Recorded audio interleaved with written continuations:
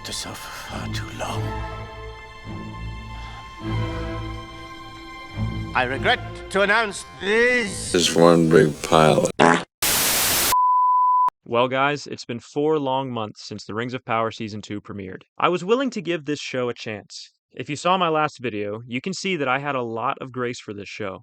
I really thought that after the nuclear-level backlash from Tolkien fans all over the world, JD and Patrick would change their strategy and actually start adapting Tolkien instead of making a show based on their own lame headcanon. I was so wrong. Imagine a version of The Lord of the Rings that features a love triangle between Sauron, Galadriel, and Elrond, and everything Sauron does is an attempt to impress Galadriel or spite her for refusing him. Imagine a version of The Lord of the Rings in which every orc in Middle-earth rebels against Sauron and makes a peace treaty with the elves because they just want to stay home with their wives and kids. Add in a few Easter eggs like Tom Bombadil, Barrow Wights, and Entwives to excite the fan base, but add little to the story, and that's pretty much the sum of Season 2. At this point, The Rings of Power is a fan fiction almost on the same level as the Shadow of Mordor games. It's got some cool visuals, but it handles the lore about as carefully as a tornado handles a trailer park. Let's talk about this kiss first. As if the romance with Sauron wasn't enough, apparently Elrond is also in love with Galadriel. This is especially weird since Elrond is canonically supposed to marry Galadriel's daughter. I've seen some attempts to defend this kiss by arguing that Elrond had to do something crazy to distract the orcs and get the brooch into Galadriel's hand without anyone noticing. Okay, but there's about a million other ways they could have solved that conundrum. There's no getting around the fact that JD and Patrick made a deliberate choice to have Elrond kiss Galadriel. They can write this story however they want, and for some reason, they really wanted to see Elrond kiss his future mother-in-law. It's strange. Maybe. Who am I to judge? I've talked about the orc families before, but I'll say it again here. Just because orcs reproduced biologically in the same way as every other race does not mean they had happy families and were worried about going off to war and leaving their wives and children alone. Orcs are corrupted beyond redemption and totally evil. It is the moral duty of every free person in Middle-earth to eradicate them because they are quite literally monsters that will tear you apart and eat you. Orcs did not have wives and happy families. Female orcs were probably enslaved and kept alive for breeding purposes only. This, at least, would be in keeping with their character. On another note, orcs apparently don't immediately burn in sunlight anymore, so at least JD and Patrick took that bit of headcanon out. Now, let's talk about Sauron for a bit.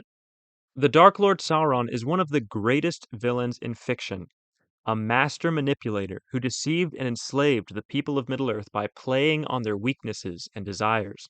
A brilliant tactician who feigned weakness to his enemies until the time was right, leading the Númenóreans to author their own destruction. Cunning and cruel beyond measure, enslaving his armies through fear. Somehow, the Rings of Power has managed to make this Sauron lame. Rather than dominating the orcs through fear and power, he tries to persuade them to fight for him Lord Farquaad style. Many orcs will die. But it's a sacrifice I am willing to make. Even worse, a few dozen orcs are enough to kill him. What happened to this version of Sauron? To be fair, things get better as the show progresses. I definitely enjoyed watching Sauron manipulate Celebrimbor and the other Smiths, pitting them against each other, and making the other Smiths mistrust Celebrimbor while driving Celebrimbor himself closer and closer to madness. This was definitely the best aspect of this season. However, even this part is clouded by Sauron's continued romantic obsession with Galadriel. Sauron wants to dominate the will of every being in Middle-earth. He doesn't want to take over the world to impress the girl who dumped him. Another thing that irks me about this season was the attempt to explain exactly how the Rings of Power work. For instance, in this show, the reason the rings made for the dwarves are corrupting was apparently because Celebrimbor made them under false pretenses.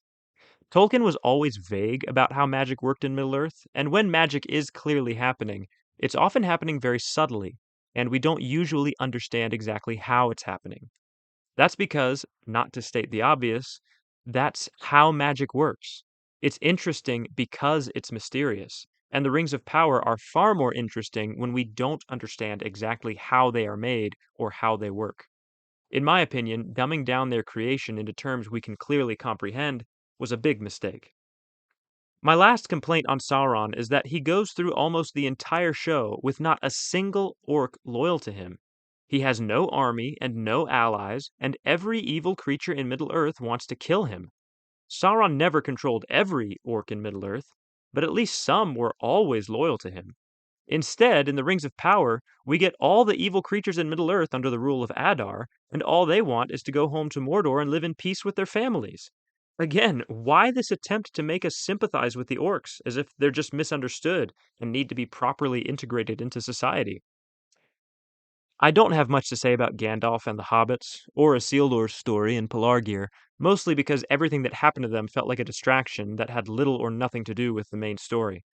It is cool to see Tom Bombadil on screen, and I like the addition of Stores, which explains why JD and Patrick kept insisting the hobbits in Season 1 were Harfoots, and I even thought they did a pretty good job exploring what Rune might be like.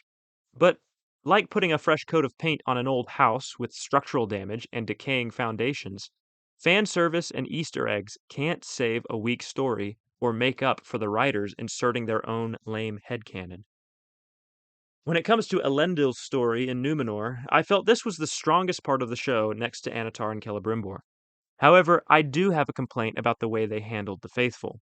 There's a scene where the Kingsmen raid a house of worship devoted to one of the Vala, and this priest is very concerned about the idol of the Vala who the house is dedicated to. Portraying the worship of the Vala in terms of idol worship seems like exactly the kind of thing Tolkien would find abominable.